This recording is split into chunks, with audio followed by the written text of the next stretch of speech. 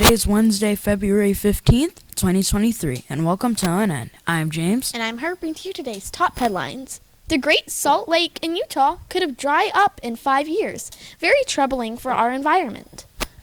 You might have heard grown-ups talking about these. What are quote-unquote spy balloons, and what do they do? And now to Cameron with today's lunch menu.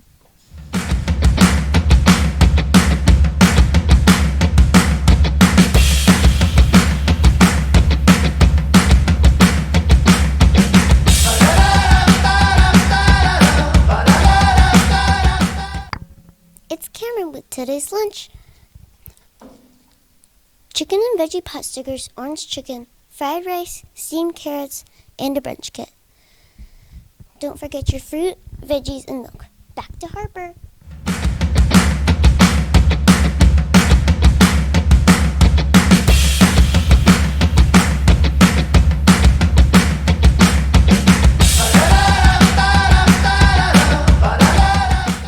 Thanks, Cameron. An ongoing drought and too much water usage has caused the water levels at the Utah's Great Salt Lake to hit historic lows. A drought is a long period of time with no rain. Since 1850, the lake has lost 73% of its water and 60% surface area. That's 2/3 of the lake's size. Imagine the lake is a pizza with 6 slices and someone has already eaten 4. There are only 2 left. On January 4th, 2023, scientists reported at Brigham Young University, and they warned that the Salt Lake City could disappear within 5 years if no action was taken. The Great Salt Lake is very important for the survival of local industries. These include collecting minerals and brine shrimp, which are a big part of the Utah's economy. The saline, another word for saltwater, lake also provided a habitat around 10 million birds. Its loss would be devastating for both. But the scientists have an even bigger worry. The loss of water will expose harmful minerals like mercury, nickel, and lead trapped in the lake bed. The particles carried by the gusty winds could cause serious health issues in adults and children. The toxic dust can also damage crops and cause snow to melt. Fortunately, all is not lost yet. The scientists believe the lake can be saved and the state's water usage if it is reduced by 30 to 50%. This will allow millions of gallons of water to flow from streams and rivers directly into the lake over the next 2 years. Reducing water use by 50% is a lot. That means people need to cut their shower time in half and wash their cars less often. But more importantly, farmers, big businesses, and factories need to cut down on water use. And that is tough to do. Hopefully the people in Utah can work together to save the Great Salt Lake. You might have heard grown-ups talking about it or caught a piece of the news on TV. A white balloon floated across the United States the week of January 29th, 2023.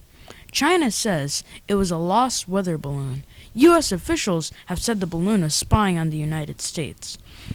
The incident brought attention to spy balloons. It also highlighted their role in espionage, or the act of spying. On February 4th, a U.S. fighter jet shot down the balloon, and the U.S. Navy sent divers to find it. The government hopes the pieces will show what the device can do. Why do governments use surveillance balloons? Surveillance balloons are equipped with imaging gear, cameras, and other tools that take pictures and data. They do close-range observation, meaning they can see things pretty closely. These balloons sometimes float freely, but they can also be controlled. Satellites are best for spying from above, yet lower-flying balloons can take clear images. That's mostly due to satellite speed. They orbit the Earth in 90 minutes. Another type of satellite rotates in sync with the Earth. It can take continuous images of one location. These satellites orbit much higher up, so they produce foggier images. Spy balloons can gather electronic signals and listen to communications. This balloon was trying to gather information about military sites. a senior defense official said. Officials say the balloon was no threat. The balloon came down off the coast of our very own state of South Carolina before the U.S. Navy recovered the wreckage. And now to a Tharv with today's weather.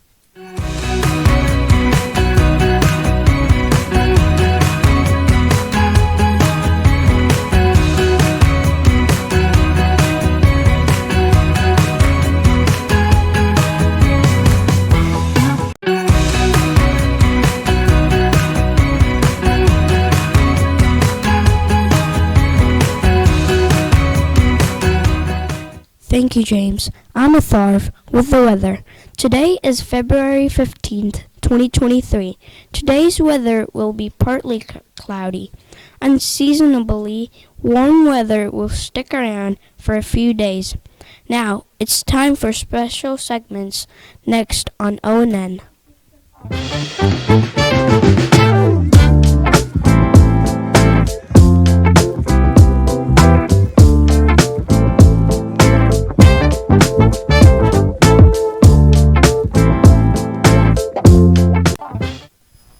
Good morning, I'm back. And on this lovely February 15th, I just want to tell all the adults that we will not be donating any of Mr. Singleton's organs anytime soon. He did a very good job yesterday. Moving on, yesterday we talked about Ella Fitzgerald and we picked 2 winners for K through 2. Ella Fitzgerald had always dreamed of being an entertainer. That was true. And did you pick that one, co-host? I think that may be Henri. I think it's Henri in 2A with the correct answer. Yeah. The correct answer, true. All right. So I will come down and claim you so that get you so that you can claim your prize. I'm not claiming you. But what? Please call me? You want me to call? Okay, we'll talk about that later. All right. And then I picked out one that had, y'all are getting very creative with your notes to me, but I thought it was cute. I fell for it. It says, I love you on the outside. And this is Celine in 2M. You got that answer correct for grades 3 through 5. It was B, the Grammy Award. I mean, can y'all see how my co-host just picks up and does what she does? That's why she's my co-host. All right, so now today we are going to be learning about Wilma Rudolph. I want you to listen carefully, both grades. Listen, I have a lot of information to give you about Wilma Rudolph today. So, Wilma Rudolph was a sickly child who had to wear a brace on her left leg. She overcame her disabilities to compete in the 1956 Summer Olympic Games, and in 1960 she became the first African-American woman to win 3 gold medals in track and field at a single Olympics. Later in life, she formed the Wilma Rudolph Foundation to promote amateur athletics. Wilma was born prematurely on June 23, 1940 in St. Bethlehem, Tennessee, the 20th of 22 children.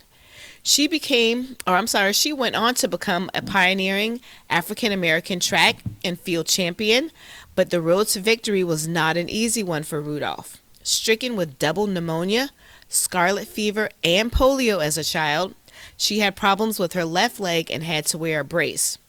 It was with great determination and the help of physical therapy that she was able to overcome her disabilities.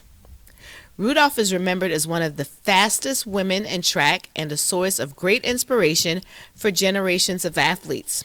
She once stated, "Winning is great, sure, but if you're really going to do something in life, the secret is learning how to lose.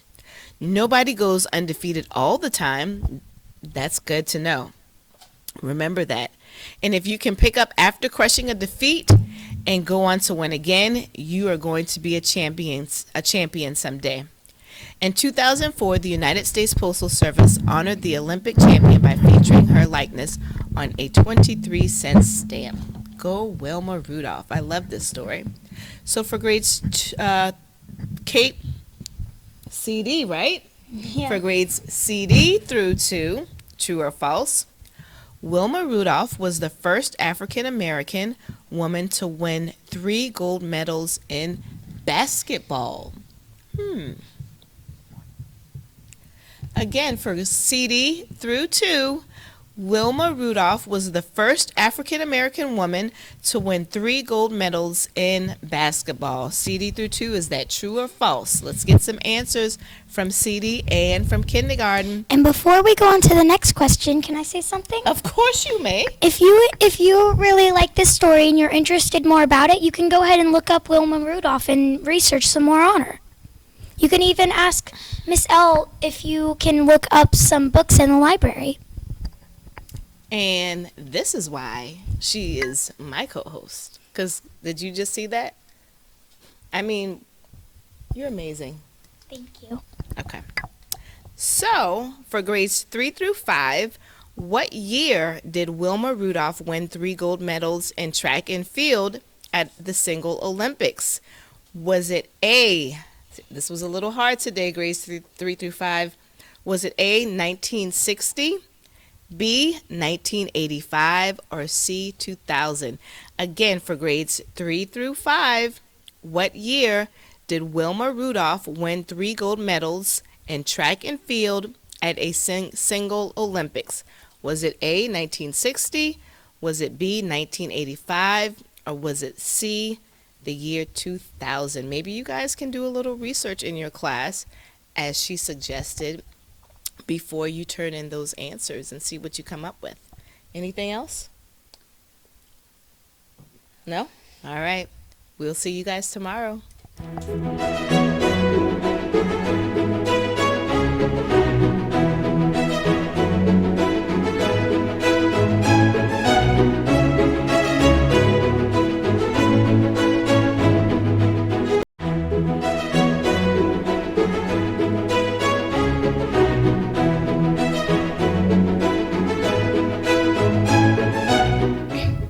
After today's not-so-fun news stories, we need a mood booster. Not you, Miss Singleton. How about these silly poems to get us giggling? How Not to Have to Dry the Dishes by Shel Silverstein. If you have to dry the dishes, such an awful, boring chore. If you have to dry the dishes, instead of going to the store, if you have to dry the dishes and drop one on the floor, maybe they won't let you dry the dishes anymore. Porcupines by Marilyn Singer.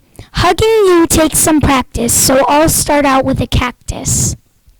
That one was short. Next up we have Herbert Hilbert Hubbard Snod by Denise Rogers. Herbert Hubert Snod was known for eating all things odd.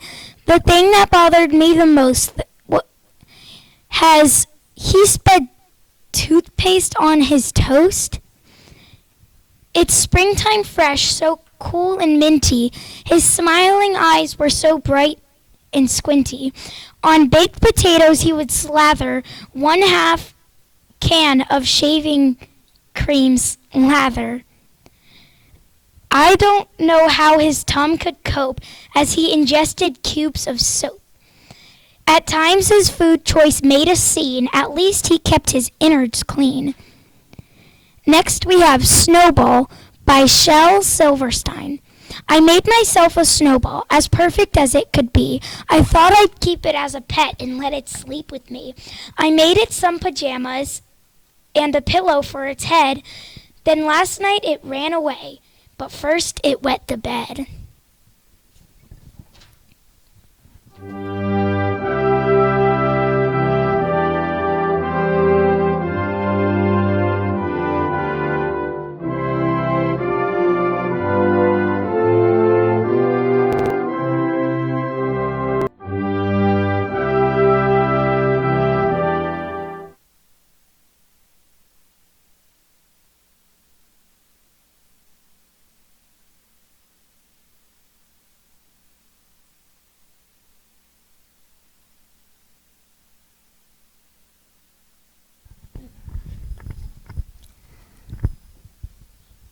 I'm Brindley with ONN. Please stand for the Pledge of Allegiance. I pledge allegiance to the flag of the United States of America and to the republic for which it stands, one nation, under God, indivisible, with liberty and justice for all. Please remain standing for the moment of silence. Thank you. You may be seated. Today's birthdays are Ricky and 1S and Mrs. Harker. Come to the library to get your birthday pencil.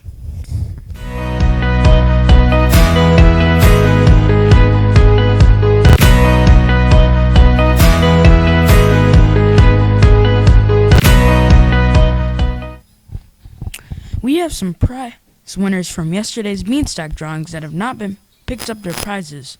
If you see these people, let them know that they can visit the library to pick up their prize. Jaden and 2L, Carolina and 3M, Petra and 4S, and Janasia and 5MA. Miss McCall also has a prize to pick up. Don't forget, Friday's an early release day. And with that, I'm James for ONN. Have a wonderful day. I'm Harper for ONN. Have a wonderful day.